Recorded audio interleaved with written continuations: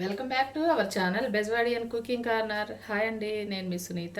ఈరోజు మన వీడియోలో ఒక ఇంట్రెస్ట్ అయిన వంటను అయితే ప్రిపేర్ చేసి చూపిస్తానండి. అదేంటంటే రా మిక్స్డ్ చికెన్ బిర్యానీ అండి. పచ్చి మాంసాన్ని కలిపి పెట్టి వండేస్తానమాట. మీకు ఎవరికన్నా తెలియకపోతే ఈ విధంగా ఒకసారి ట్రై చేయండి. డెఫినెట్గా చాలా చాలా బాగుంటుందండి. స్పెసిఫిక్గా ఈ వంట అయితే బ్యాచిలర్స్కి అలాగే కొత్తగా వంట ట్రై చేసే వాళ్ళకైతే చాలా బాగా యూజ్ అవుతుందండి. ఈజీగా చేసేయచ్చు అనమాట. దీనికోసం ముందుగా 1/2 kg చికెన్ జాయింట్స్ని అయితే తీసుకున్నానండి. ఇలా చిన్నగా ఘాట్లులాగా పెట్టుకున్నాను అనమాట. ఉప్పు కారం పట్టాలి కదా లోపల వరకు. దీన్ని మ్యారినేట్ చేసుకుందామండి.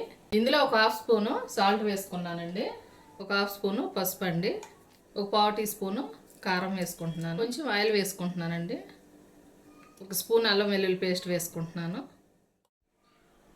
చూసారు కదండి, ఇలా మ్యారినేట్ చేసి పెట్టుకున్నాను అనమాట. ఇలా కలుపుకోవటం వల్ల ఉప్పు కారం మసాలా ముక్కకు పట్టి మంచిగా ఉంటుందండి టేస్ట్ అయితే. ఇప్పుడు దీన్ని పక్కన పెట్టేసుకుంటాను ఒక 1/2 అవర్. చికెన్ అయితే 1/2 kg జాయింట్లు తీసుకున్నాను కదండి. ఇందులోకి 1/2 kg బాస్మతి రైస్ని అయితే తీసుకున్నాను. ఇప్పుడు ఈ రైస్ని అయితే ఒకసారి కడిగి తీసుకొస్తానండి. ఇదిగోండి, రైస్ని అయితే నీట్గా కడిగి తీసుకొచ్చాను. ఇందులో వాటర్ అనేది ఏం లేకుండా నీట్గా ఉంచేసుకోవాలండి. ఇప్పుడు ఈ రైస్కి తగినట్లుగా సాల్ట్ వేసుకుంటున్నాను. ఒక స్పూన్ కారం వేసుకుంటున్నాను. 1/4 టీ స్పూన్ పసుపు, 2 స్పూన్లు అల్లం వెల్లుల్లి పేస్టు,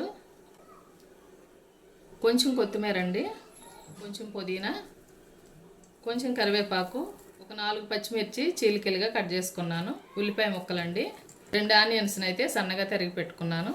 ఈ ముక్కలు కూడా వేసేసుకున్నాను. ఇందులో కొంచెం ఆయిల్ కూడా వేసుకుంటున్నానండి. రైస్ పొడి పొడిగా వస్తుంది. కొన్ని జీడిపప్పులు వేసుకుంటున్నాను. అయితే బిర్యానీ స్పైసెస్ అనమాట.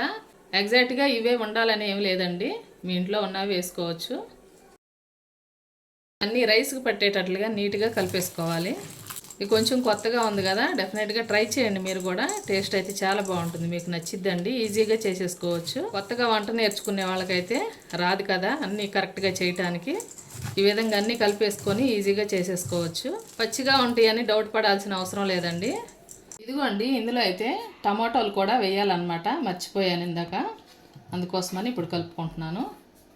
ఇదిగోండి, చూసారు కదా, చికెన్ అయితే మ్యారినేట్ చేసి పెట్టుకున్నాం కదా, అలాగే రైస్ను కూడా ఈ విధంగా మ్యారినేట్ చేసి పెట్టుకోవాలన్నమాట. రైస్ని చికెన్ని మ్యారినేట్ చేసి అరగంట క్రితం పక్కన పెట్టుకున్నాను కదా. ఇప్పుడు వెడల్పుగా ఉన్న ఒక బౌల్ తీసుకొని ఈ మ్యారినేట్ చేసుకున్న రైస్ని అయితే ఇందులో వేసేసుకున్నా, చికెన్ కూడా ఇందులో వేసేసుకుంటున్నాను.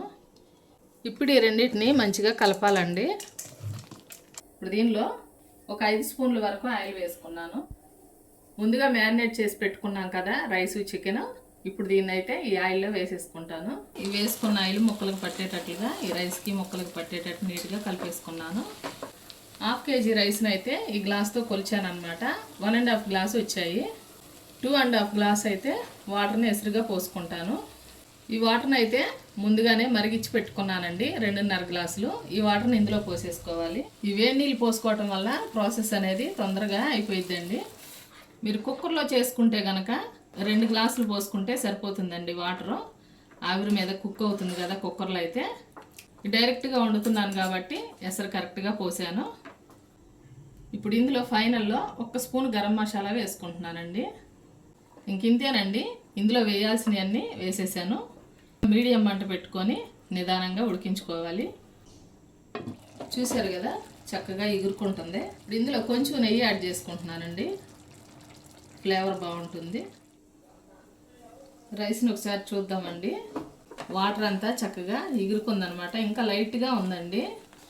ఒక్కసారి ఇలాగా అడుగుది పైకి 5 అడుగు వరకు కలిసేటట్లుగా నీట్గా కలిపేసుకొని ఇప్పుడు దీన్ని డైరెక్ట్గా ఎలాగే ఉంచితే అడుగు పట్టే అవకాశం ఉందండి. అందుకోసమని ఐరన్ పెనమును అయితే పెట్టుకున్నానండి.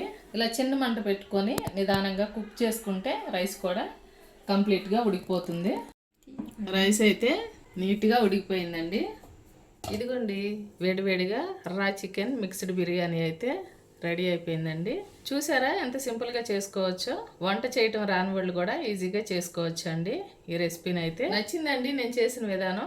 మీకు నచ్చినట్లయితే కనుక డెఫినెట్గా ఈ సండే ట్రై చేయండి. ట్రై చేసిన తర్వాత టేస్ట్ ఎలా ఉందో కూడా ప్లీజ్ కామెంట్ చేయండి. ఈ రోజుకైతే ఇంతేనండి రెసిపీ.